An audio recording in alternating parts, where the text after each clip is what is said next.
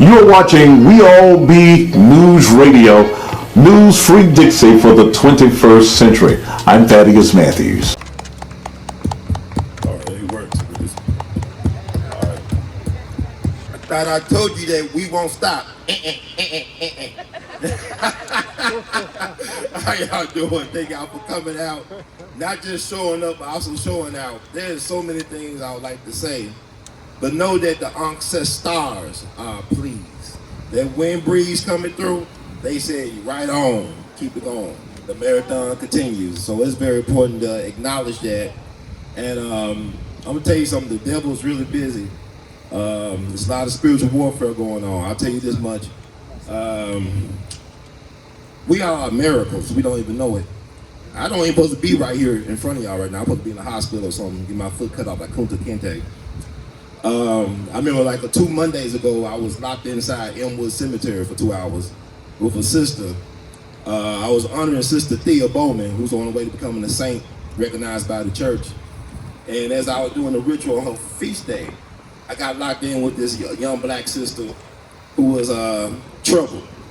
And she was panicking, she had anxiety. She called Fox News hotline, trying to get out the cemetery. I called the Crump Station, police, whatever, but I actually helped her find her father. She was looking for her father who was buried there for years because she was going through some stuff in her life. And I guess that's part of Sister Thea's plan, part of God's plan. We are used as conduits to continue to work. And you plan the work and you work the plan. But what I want to say is so much to say about this right here, where we at right now. Black history matters.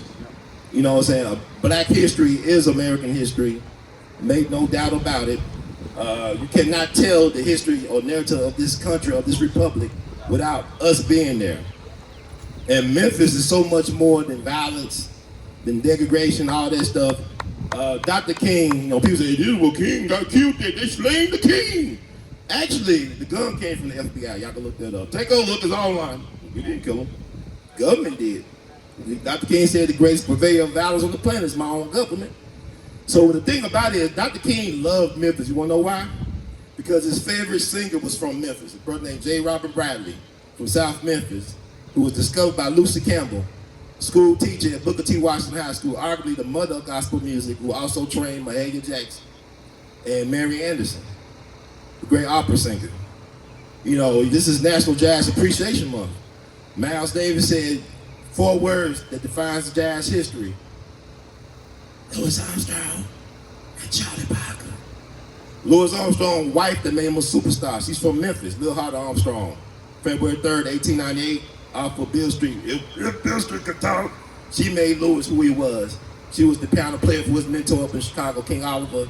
Gave him his walking papers to his mentor. I'm gonna upgrade Louis, I'm gonna upgrade him. She upgraded him, and she's arguably the mother of American music. We don't even know that. She organized the High 5 and High 7 recordings, which is the foundation for American music. Louis Armstrong invented pop music singing. Without Louis, there's no Billie Holiday, there's no Aretha, there's no Frank Sinatra, there's no Elvis, there's no Whitney, there's no Luther. And I say more, okay? Also, when I go to Kansas City, people always say, well, Brother Ron, who got the best barbecue? Is it Memphis or Kansas City? I said, we own y'all, because the cat that gave y'all barbecue is from Memphis. You know, Henry Perry, look him up. Henry Perry moved to Kansas City. He died there March 22nd, 1940. The guys who was his disciples, so he had him a discipleship, founded Gates Barbecue and Arthur Bryant's up in Kansas City. Very popular, renowned barbecue places. Thought by a brother from Memphis. Memphis is so much more than killing field, right? This is, you plant the seeds to manifest the world. Elon Musk said he's in Memphis to raise a new God. Y'all know what Memphis is about? It's not the land of the dead, it's the land of the resurrection. And the thing about it is, these folks are resurrected behind us, because the dead is never dead, the past is never dead, the past is never past, and energy never dies. This is not the end. And let me put you on further game. Everything that Memphis is truly renowned for started in community, started at the grassroots, started with people talking with people, making things happen.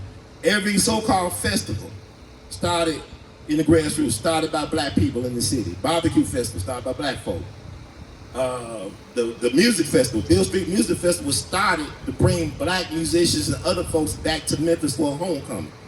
It wasn't started to bring all these so-called national acts and all that. It was trying to us to reconnect with us. And this is our time. We need to learn how to reconnect with us, and we need to learn our past.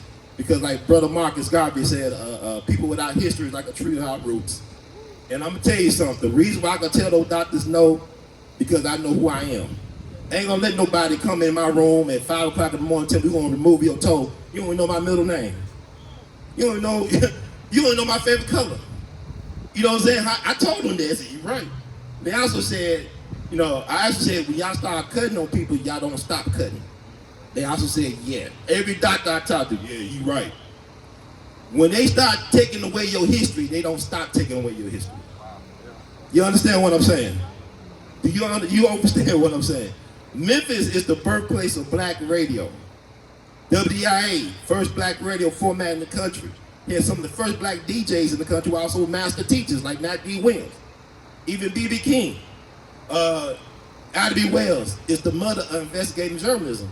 She got her started in Memphis. She owned her own newspaper, The Free Speech and the Headlight, that covered lynchings, that covered what was going on with us, that's going on today.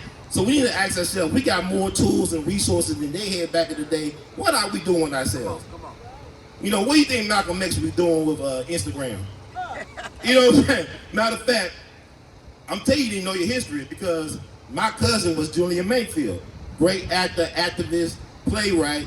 He was a good friend of Malcolm X. When Malcolm X used to come to Ghana, he used to stay with my cousin Julian Mayfield, who was also the speechwriter for Kwame Nkrumah, the president of Ghana. One of his speechwriters. His wife was Dr. Anna Olivia Cordero, Puerto Rican American. She was the personal physician of Dr. W.E.B. Du Bois. So she also saved the life of Dr. Maya Angelou's son, who got in a real bad motorcycle accident over in Africa. Saved his life. Maya Angelou's birthday, April 4th. It's also the death date of Dr. King, and also the Right Reverend Representative Adam Clayton Powell Jr., who is, no disrespect to Cory Booker, the greatest congressperson of color we ever had in Congress. And we don't even talk about it. That's how we don't talk about the folks that do right by us. We dismiss them. We deny them any type of credibility. You know what I'm saying? So it's time for us to stand on business, 10 toes down. It's a lot to say. But join us tomorrow at the Winners Gallery, 333 Bill Street in Bill Kentucky. Got a great art show, food for thought, from 3:30 to 6:30 p.m. on Bill Street. Meet me on Bill Street. And I guess I'm gonna wrap it up. There's a lot I can say. I got a podcast, and they always trying to get rid of me. My thing is, I want y'all to stay encouraged and learn about who we really are, because that's the greatest mystery. When the people who created humanity and civilization don't know who they are, that's a problem. That's very much a disconnect. But know that you are the vibranium. You're the vibranium. This is Wakanda. Take what it want to do with that. Thank you so much. God bless. And also, Nathan Bedford Forrest, and he is a part of Black history. We're here for Nathan Bedford Forrest. A lot of people don't know that his great-great-grandson was a black man named Douglas Turner Ward, who was the founder of the Negro Ensemble Company, which trained the people like James Earl Jones, the Cicely Tyson, Denzels, the Samuel Jackson. So great-grandson of Nathan Bedford Forrest was a black man. Douglas Turner Ward, take a look, it's all online. He just passed away several years ago. Righteous ancestor. Thank y'all. The battle cry, remember Fort Pillow. That's right. And we should remember Fort Pillow. I'm going to tell you something. When the black man picks up the gun for liberation and liberty and freedom, it changes everything. The women don't get the right to vote until the black man get on that battlefield. You don't get nothing. Black sacrifice, black pain is the foundation, it's the blueprint for liberation, for success for everybody but black folk. Figure that one out. Figure that out. Okay? So we got to stop being ashamed of ourselves. Honor these people. They got names. They in the book of life. They got names. God know who they are. We got their spirit. Energy never dies. So get on the business. Bury the man and continue to plan. Thank you.